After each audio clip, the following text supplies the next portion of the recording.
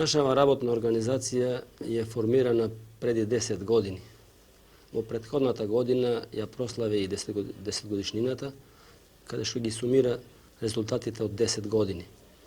Во почетокот, наша работна организација се занимаваше исклучиво со прометна дејност на големо.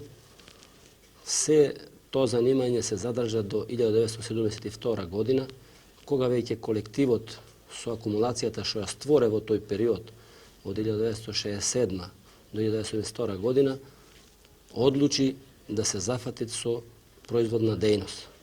И прв капацитет од производство беше изграде живинарска фарма со 136.000 кокошки носилски капацитет, која фарма по својата технологија беше една од најсавремените во Југославија, а може се каже слободно дека беше и во Европа. Тој капацитет заврше во многу рекордно време. Почна со градба во февруар месец 1973 година и на 1 септември веќе беше уселено јатото од 136.000 кокошки носилки и почна со производство.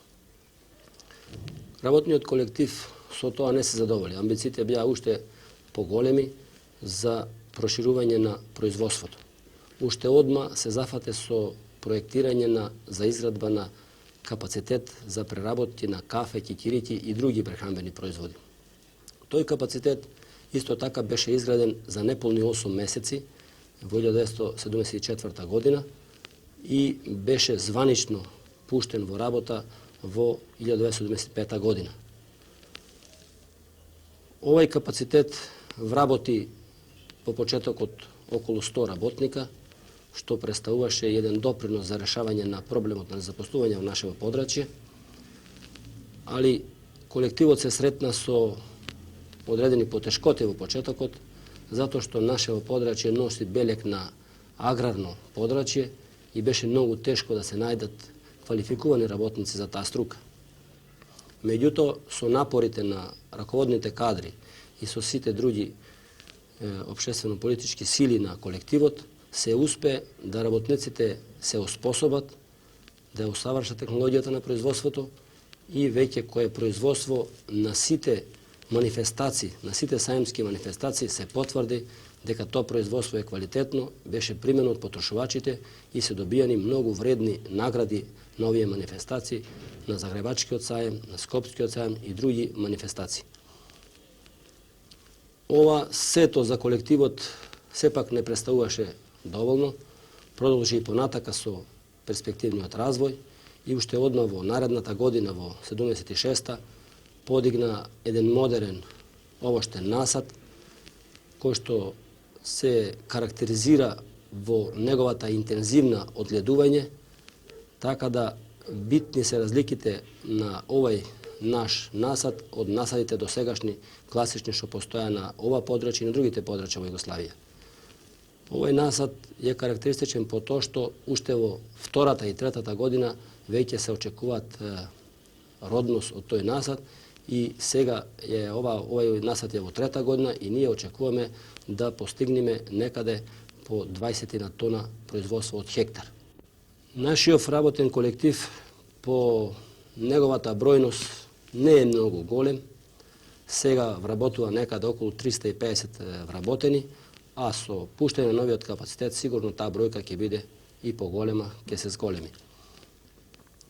Карактеристично е и тоа да спомениме дека е мало и географски распространет, така да ние имаме своји деловни единици во Скопје, во Белград, во Загреб и во Сараево.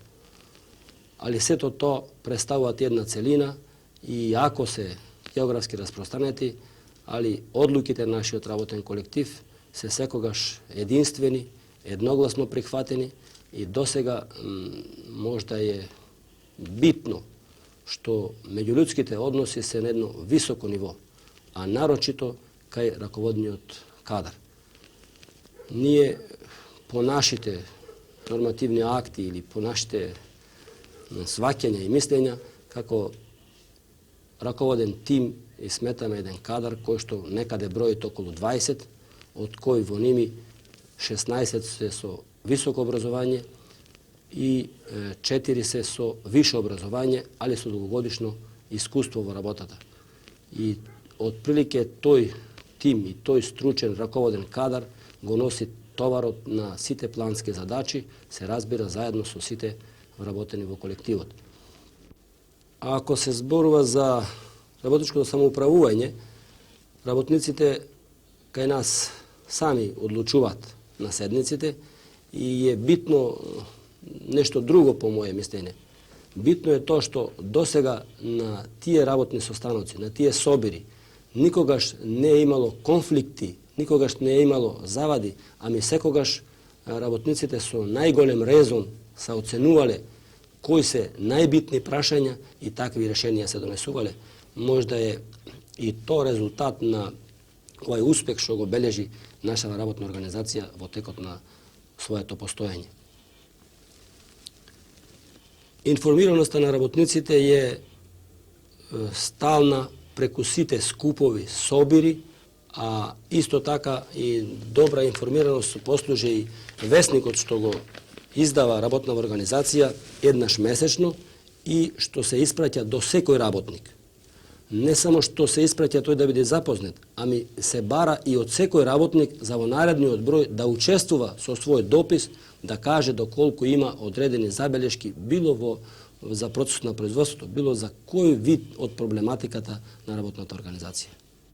Имајќи ги во предвид нашите крупни постигнувања на сите полиња во нашава работна организација во изминатиот период, сметам за потребно да ја нагласам уште еднаш преголемата самопрегорност во активноста на членовите на Сојузот на комунистите, која беше насочена кон реализирање на ставовите усвоени на претходните конгреси на Сојузот на комунистите на Југославија и на Сојузот на комунистите на Македонија.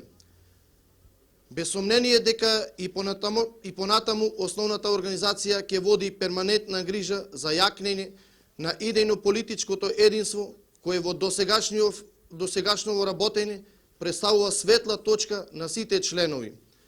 На овој план е направен квалитативен чекор токму во предизборниот период. Основната организација е освежена со нови членови од редовите на младината и жената, што е карактеристично за Агроплод.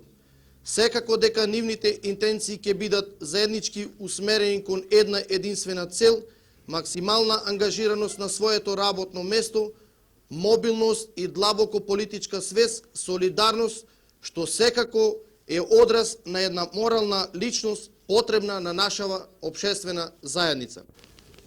За стандардот за работниците можеме да кажеме слободно дека од прилика нерешени стамбени прашања скоро нема кај нас.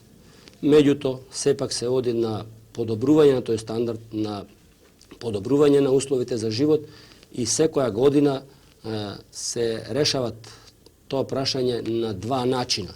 На еден начин што на работниците му се помага оние што градат индивидуална изградња, што градат индивидуални стамбени згради, а исто така во заедница со интересна заедница за становање ние градиме свој станови со учество, каде што 50% учествува работната организација и 50% интересната заедница.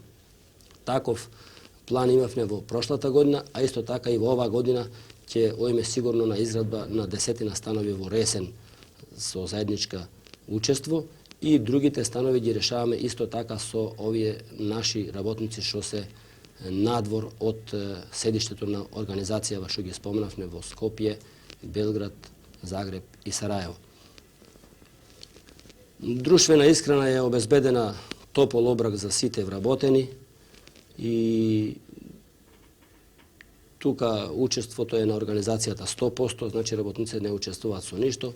Понатака за тој стандард веќе постојат готови проекти и треба да почне изградба на административна зграда со други придружни објекти, каде што ќе биде сместена амбуланта со 7-8 оделенија, каде што ќе бидат сместени другите сите потребни простори за рекреација на работниците. Ако се зборува за продуктивноста на трудот во нашата работна организација, може да се каже тоа е по наше мислење многу висока, затоа што акумулацијата што ја стварат колективот за проширена репродукција, почнувајќи од формирањето на колективов па до денеска, таа се движи некаде преку измеѓу 50 и 70% од доходот се издвојува за проширена репродукција, а 30, односно до 40% оди за лични доходи. И таа девиза што ја имат усвоено колективот уште во почетните години и се уште држиме да ја задржи, сметајќи дека само со таква продуктивност, само со такво извојување, со такво вложување на сопствени средства ќе може да се одржи развојот и темпото на организацијата. А дали зависи од вас продуктивноста? Тоест, најмногу зависи од нас. Ако бидеме повеќе загрижени за работа, ќе има поголема продуктивност, ако не, продуктивноста ќе биде намалена. Дали ви е тешка работава? Оваа работа мене често не ми е тешка, него што можам да кажам дека нема тешкоти во оваа работа. Најповеќе не може да се каже дека е тешка бидејќи работите од седење. Едноставно седиш и пакуваш. Ние сме ново вработени сега, имат месец дена каде ще работим. Иначе работата е одлична. А од дома сум прва јас работена. Тешка ли е? Не, одлична е, не представува право задоволство. Моја констатација е, а верувам дека тоа е став и на сите други членови на основната организација на Сојузот на комунистите, дека од цврстината на колективот, од нејзината идејно-политичка и марксистичко образование ќе зависи и продуктивноста на трудот во нашава работна организација и нејзиниот перманентен развој, благодарејќи на ваквиот пристап, работните задачи во сите домени се извршуваат стручно, квалитетно и навремено и ќе се извршуваат во наредниот период со поттикнување и поддржување на стручното квалификување на работниците од причина што потребата од високо стручни кадри неминовно се наметнува како нужност во практиката, верифицирање на стручната специјалност во процесот на производството. Кога станува збор за продуктивноста, би сакал да спомнам едни податоци. Ние во претходната година, односно во 1976 година, имавме 14 работни сати изостанци, а во 1977 година имаме 28 работни сати изостанци и за тие 28 работни сати веќе беше посебно потенцирано во нашиот годишен извештај и беа зафатени за дискусија поголем број од присутните кои што беа на таа седница. А исто така, дури се зеда обврска да се зафатат и другите структури во организацијава, основната организација на ЕСКА, синдикалната организација, сметајќи дека ова ќе треба во иднина да се елиминира до крај. То да спомнам дека и како дошло до тие изостанци, тоа беше случај што некој работник дошол пред капијата, закаснувајќи под разни околности 2, 3, 5 минути и од неговиот стид да се јави на работа се вратил назад и само по тој основ се дојдени до тие 28 изостанци од работата. Кога зборуваме за ова и кога кажуваме за таа продуктивност, редно е да спомнеме и за наградата на нашите работници, односно за просечните лични доходи. Нашите се движат некаде изнад југословенскиот просек, можда во проценти 15 до 20%. Развојот на нашава работна организација, по моје мислење, значи и развој на нашава комуна. Познато е, носи еден голем белег нашава комуна на иселување, така да сега моментално се наоѓаат околу 7.000 иселени надвор од границите на нашава земја, а поголемиот дел тоа е активно население, али нивната мисла е и ден денеска и стално останува да тие се вратат назад во своето огниште и да најдат запослување тук. Нашава работна организација поклонуваат посебно внимание на тој проблем и се борит да створит работни места за тие повратници да се вратат сметајќи дека тие се наши луѓе и да се задоволи тој нивниот апетит, да не останат преку границите на нашава земја, а да се дојдат тука во татковината. Јас се викам Стојановски Љубин, од село Круше, кој работам во фабрикава за кафе и кикири. Јас се запослив тука кога се отвори фабриката, а иначе пред тоа бев јас во странство во Данска 1 година. Како беше во Данска, тешко? Па во Данска не ми беше баш и тешко, али не ми беше и баш добро таму да седам. Сакав да се вратам во нашата земја. И зошто сакаше да се вратиш? Сакав да се вратам, дека сум тука роден и дека сакам повеќе тука да живеам. И затоа. Сега имаш работа овде, дали си задоволен? Јас имам тука работа и баш сум задоволен во нашата земја и во нашата фабрика и кој треба секој еден да биде задоволен во оваа фабрика кој работи. И вие сте повратник од странство. Каде вие работевте? Работев во Австралија, од Том Прайс. Колку време? 2 години. Тешко ли беше таму? Не беше тешко. Работата беше или што не беше тешко?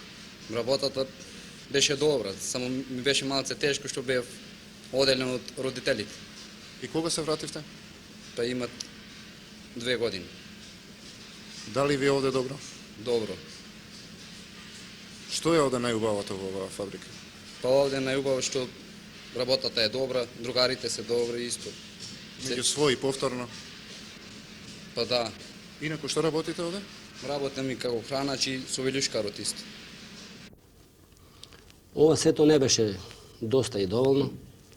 Реков, амбициите на колективот беа уште понатаму и се зафате за реконструкција и проширување на постојниот капацитет за преработки на кафе, односно со воведување на нови производи.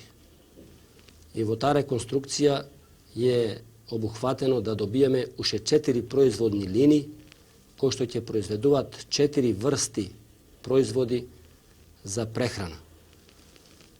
Тие линии ќе значат зголемување на сортиманот и ќе значат двојно зголемување на производството од овој досегашниот капацитет и по вредност и по количини. Овај капацитет сега се наоѓа во фаза на изградба и веќе почнува да пристигнува опрема за негово монтирање и таа опрема треба да почне со монтирање од 1 април сега, а ќе заврши некаде кон август месец и после август веќе во текот на септември ќе можеме да ги очекуваме новите производи од овие 4 линии. Нашиот колектив не ќе се доволи со ова. Веќе ние имаме еден плац овдека готов од 3 хектари површина кој што е спремен и веќе се почнати одредени размислувања и идејни решенија за да се проширува овој капацитет, односно ориентацијата е наша да одиме на производство од оваа сфера, на производство на прехранбени производи. И така сметаме со пуштањето во работа на овој капацитет што сега е во изградба, уште веднаш да се зафатиме со проширување, односно со изградба на нови капацитети од таа сфера на производството од прехраната.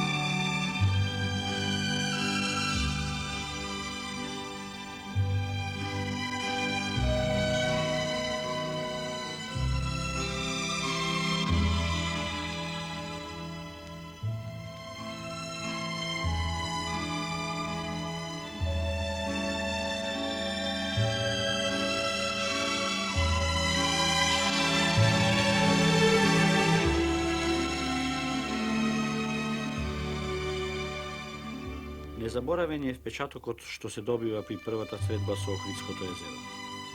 Човекот би рекол дека пред себе има едно парче море истргнато од океанот и фрлено меѓу недостапните планини што го обкружуваат од сите страни.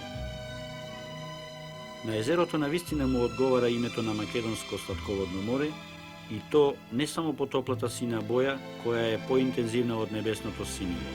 Тоа остава впечаток на море и по својата големина, оти покрива простор од близку 350 квадратни километри и се протега во должина од преку 30 километри.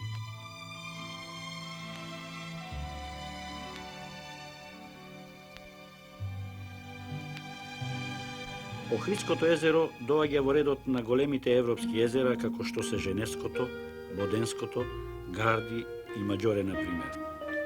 На југот од Европа тоа е секако едно од најголемите, едновремено и најдлабоките, оти длабочината му досега до 286 метра. Тоа е и најпрозирното езеро во Европа. Неговата необична чиста вода, потхранувана со речиси само со бистра изворска вода, содржи многу малку суспендирани делчиња во себе.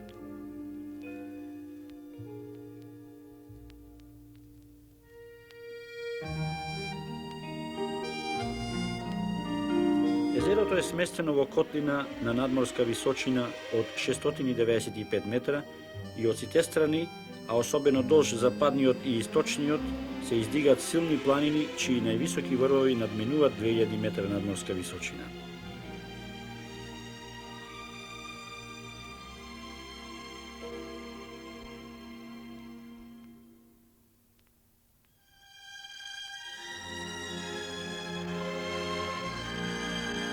Охридското езеро, како е познато, представува еден од најинтересните објекти од овој вид во целиот свет. Неговата современа населба представува вистински жив музеј. Неговите жители се живи фосили кои што се сочувале неизменети од терцијарната доба. Како такво, ова езеро со својот жив свет представува една од последните изминати етапи во еволуцијата на организмите на овој дел од Европа. Во овој стар базен денеска се продолжува еволуцијата, која што почна пред многу милиони години.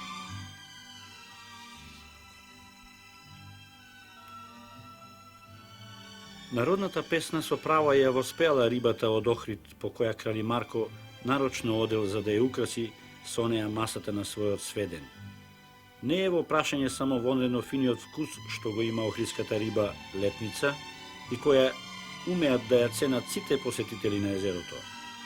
Ова риба едновремено во вистинска смисла е охридска, бидејќи живее само во Охридското езеро и никаде на друго место во светот. Охридската летница, која всушност е пастрмка и како таква припаѓа на групата риби салмониди, е типичен пример на ендемични врсти што живеат во Охридското езеро. Охридските пастрмки, летницата и белвицата, представуваат значи реликтни остатоци од некогашниот жив свет на нашата земја, и тоа секако уште пред ледениот период, и тие, Охридското езеро, сигурно го населуваат уште од почетокот на неговиот живот. Ендемичниот карактер на охридските реликти доаѓа отаде што тие во најголем дел успеале да се одржат само во Охридското езеро, додека на другите места сосема изумреа.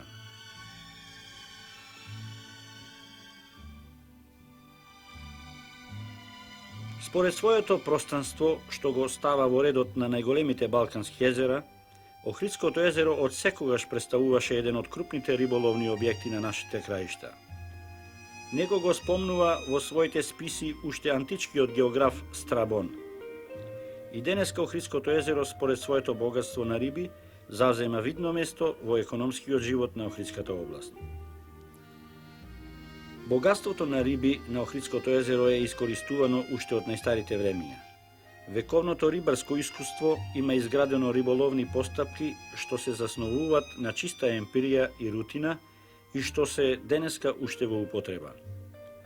Очевидно е дека многу од тие постапки повеќе или помалку се прилагодени кон животните особености на ловените видови риби, а со цел уловот да биде полесен и поефикасен.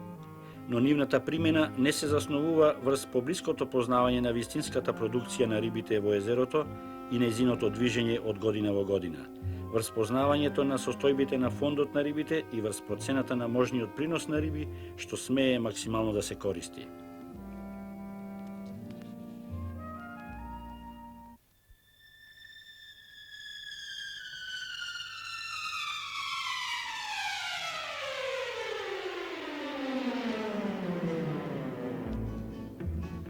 На 4 јуни ова година на Охридското езеро започна годинашниот спортски риболов на пастрмката и за жал, нашата филмска техника не ни овозможи во еден кадар да ја прикажеме импозантната слика на Охридското езеро со голем број спортски риболовци. Тој ден, по широкиот езерски хоризонт ловеа повеќе од 500 кајчина. Се улови многу риба. Се ловеше само со вештачки мамки, познати под името блинкери, но тешко да се каже точното количество на уловената риба, големиот дел на спортистите не беа фер.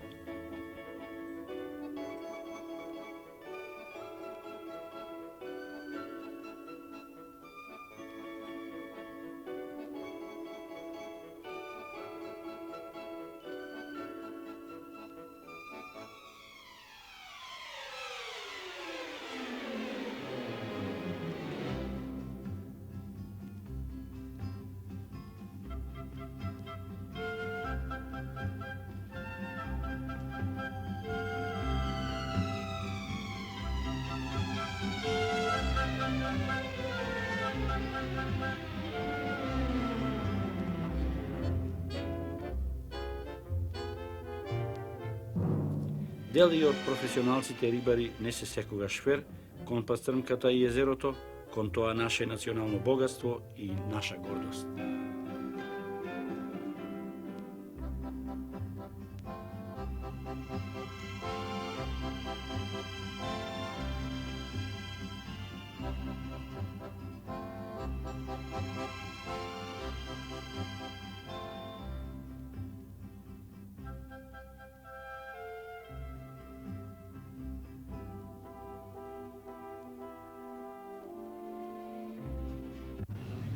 Другар Петрески, вашата работна организација заедно со соодветната организација од Струга стопанисува со Охридското езеро како риболовно стопанство. Да.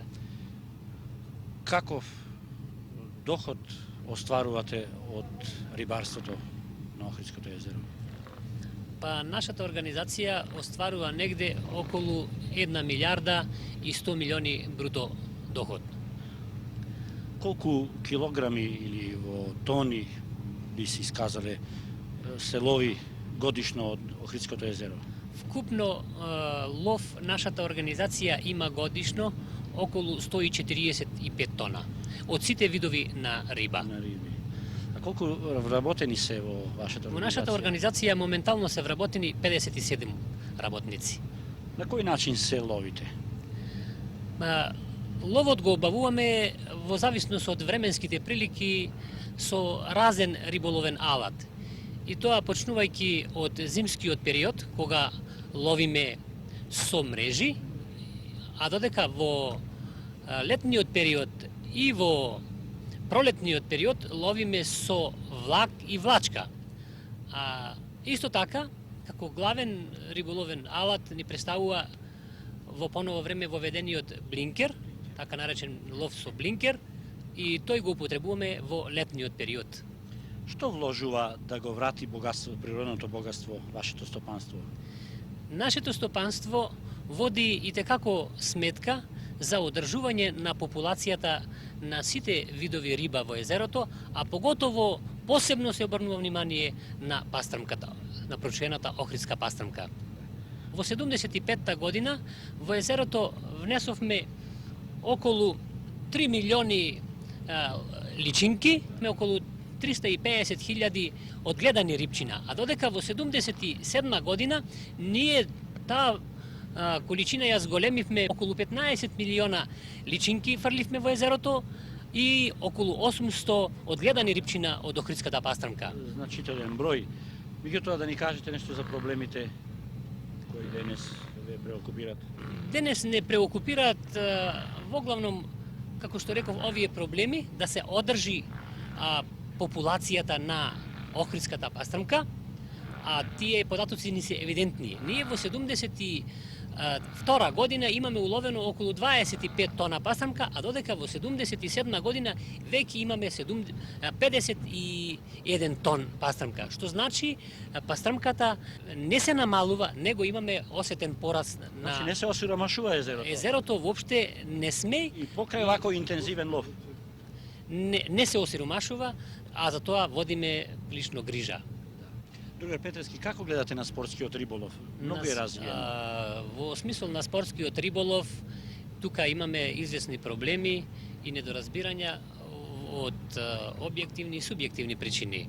На спортскиот риболов ние конкретно организацијата спортскиот риболов го гледаме како риболов кој што треба да се одбавува од обала со пецање. Тоа представува рекреација на граѓаните.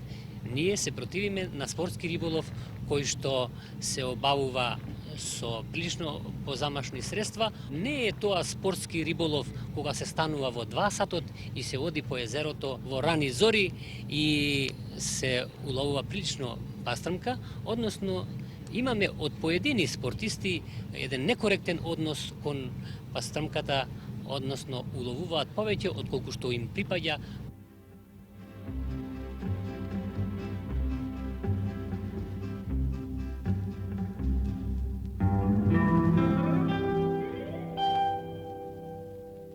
Дипломираниот правник Никола Котели е председател на спортско-риболовното друштво. Другар Котели, како се вика друштвото? Полното име на нашето друштво е Спортско риболовно друштво Летница од Охрид. А колку членови брои ова ваше друштво? Нашето друштво лашната година броеше 310 членови, а ова година до овој момент брои 220. Меѓутоа, тоа не значи дека нема да се запиша до утрешниот ден повеќе членови. Уште повеќе. Дали сите членови на вашето друштво од спортски побуди одат на овој лов? Познато е дека тие многу рано стануваат 2 часот и порано. На жалост, повеќето од членовите одат од спортски побуди, меѓутоа има и членови кои што одат од економски цели. Ние како друштво, односно посебно управниот одбор, прави големи напори да таквите членови кои што одат од такви економски цели ги отстрануваме. Со тоа што не му даваме право да се упишат 1 или 2 години. А кои се условите за да стекнеш право да бидеш член и уопште за условите за ловење? Секако постојат правилници и законски одредби за ова. Да, точно е, постои закон за риболов, за спортски риболов, односно закон за рибарство и према тој закон ограничен е спортскиот риболов со тоа што со една дозвола дозволено е на еден член да има една жила која ќе влезе 5 блинкери. Еве се доближуваме до 20 спортски риболовци кои се чини недозволено ловат со повеќе блинкери од дозволено.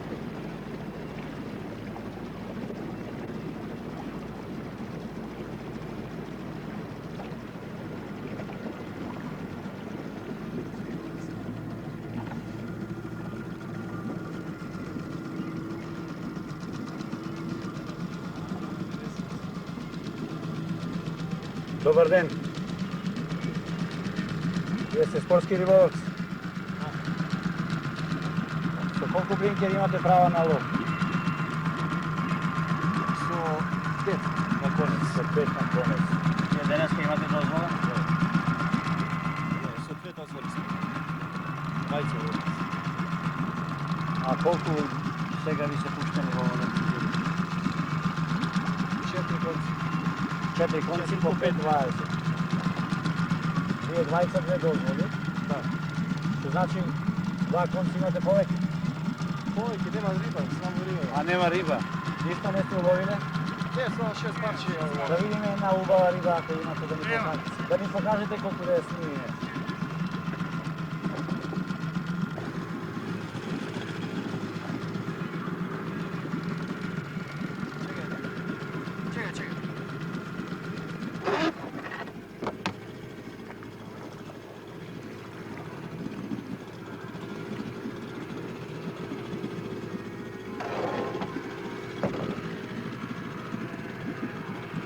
Дозвола имате Любчо? 5. Кога имате, дај ми и другата дозвола. По колку блинкери имате? По 5. 4 колку 20. Това нищо няма. Сега ги пушиме. Сега пред 15 минути пушиме. Любчо, до априла имате, немам време со луѓе што сум овде, ги нечки ти земе би овие и Сега, значи, няма много слава. соберете ги и одма и земе. Одма сега. Вие знаете, сретните, не сте први пат дека со по 5 блинкери се лови на спорта. Ајде.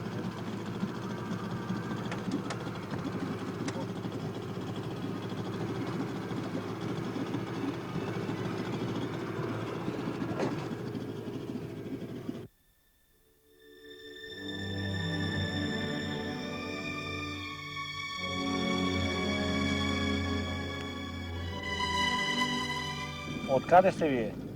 Ми сме одамде из Охрид, живееме иначе, на служби сме од Охрид. А на служба сте Да. во Охрид. Идете ли редовно на спортски риболов? Редовно идем. И чланови сме риболовно друштво. Имamo дозвола редовно. Да.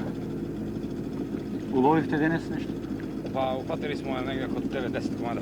Камо да видиме некоја добра пастрмка?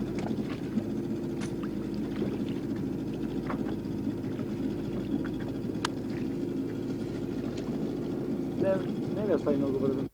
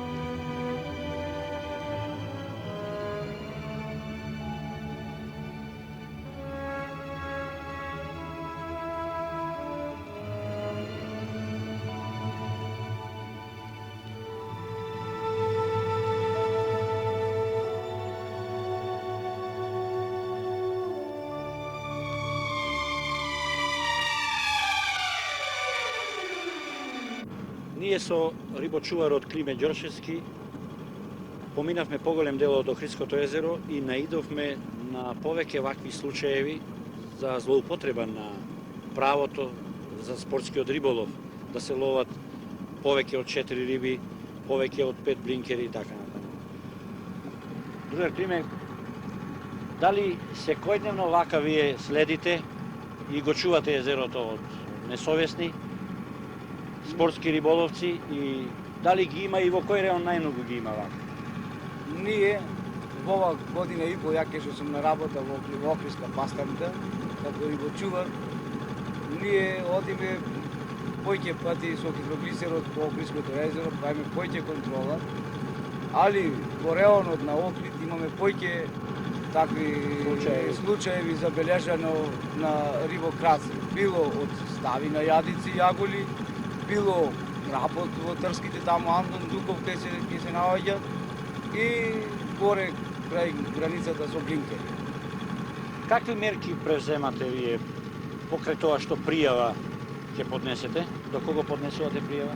Ние превземаме мерки, големи мерки превземаме према тоа, али на дело овие ние поднесуваме пријава, извеше поднесуваме до нашата служби, до нашите органи, али то слабо изгледува на дело. Судот колку ги казнува? Судот сега, да не претерам, имаме нови органи, нов судија за прекршок, кој таа работа многу добро е тера сега. Тие пријави што ги поднесуваме ние излегуваат на време и мислиме тоа ќе се спречи. Колку пари плаќа казна рибокрадецот? Па максималната казна на рибокрадецот му е до 200.000 динари стари. И покрај тоа му се одзема дозволата? Не, на рибокраците му се одзема оние што го има алатот и друго што ќе му одземе, ќе му поднесеме пријава. Не му се дава дозвола за целата година. То друго, то ако е тој член на тоа риболовно друштво, не му се дава повеќе дозвола.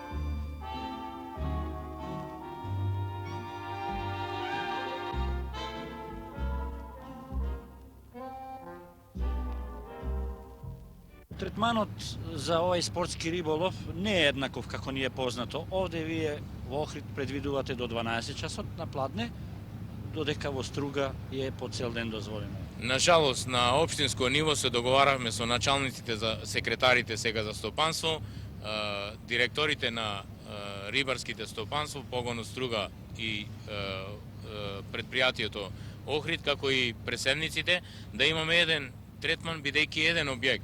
Тој е објектот на Охридското езеро, но на жалост секојаш не можеме да најдеме заеднички јазик, бидејќи секоја стружани успева да се изборат да тој риболов през денот трае цел ден кај нив, а кај нас, значи, само во неделите и државните празници, кога имаме право согласно законот да ловиме до 12 часот напладне. Можат ли други граѓани од нашите градови на Републиката да ловат и кога, под какви услови? Да, ние направивме еден напор, управниот одбор донесе одлука да секој граѓанин кој што не е жител на град Охрид, а повремено доаѓа или се наоѓа на двогодишен одмор во Охрид, да може секој ден да лови во оквир на овие 4 месеци кога е дозволен спортскиот риболов од 1 јуни до 15 септември, бидејќи во овие 4 месеци се лови од 1 до 15, да може и во обичен ден да оди на спортување со тоа што плаќа 10.000 влезница. Се зборува дека блинкерот, како алат за риболов, го осиромашува езерото, посебно на пастрмката. Дали е точно тоа? Ловот после мрестењето ова година, то ми се чини 22 тони се фати риба, и то исклучиво пастрмка, зборува дека блинкерот не го осиромашува езерото, ами напротив, ово е богато со риба и то посебно со пастрмка. Постои ли проблем субјективниот фактор човекот во смисол на дисциплинираноста на членови, поделни членови, би рекол, на вашиот колектив? Однесувањето со уловот? Да. Исто така водиме постојанна една грижа, да не речам една борба со поедини наши запослени, кои што се уште не може да сватат дека тие се работници на друштвена организација и дека целокупниот лов треба да го донесуваат во организацијата. Имаме поедини случаеви кога имаме и прикривање на дел од дневниот лов, така да тука имаме прилично превземања да по дисциплинска постапка да тие поедини рибари ги ако треба и казниме, така да се сведе на разумен минимум. На разумен минимум, односно да сватат дека треба организацијата да екзистира и личниот доход треба да го очекуваат од организацијата, а не по друг основ и начин.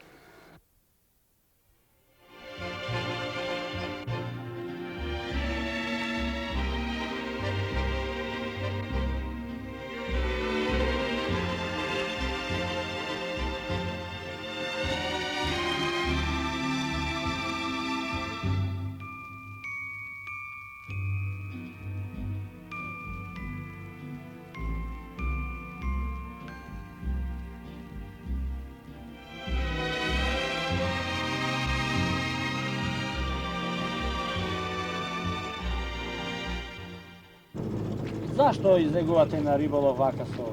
Па рекреација. Само спортско задоволство? Апсолутно.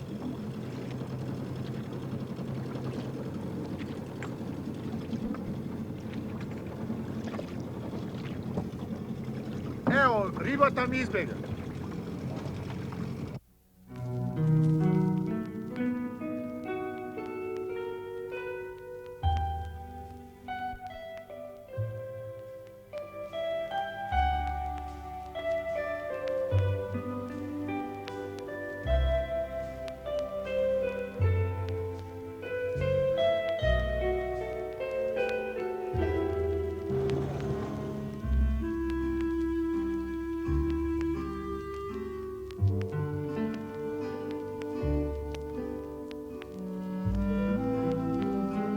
спортски риболовци. Како е уловот денес? Доваѓате ли редовно вака на лов? Редовно сме за редовно, секој ловот. Кога има лов, разбира се. Секогаш. Вие од каде се, од Охрид? Нема, не знам, некои вадат кои. До колку часот ловите? Молим? До колку часот ќе ловите? До 12, од дозолата. А од кога почна? Кон 5 са ваѓа.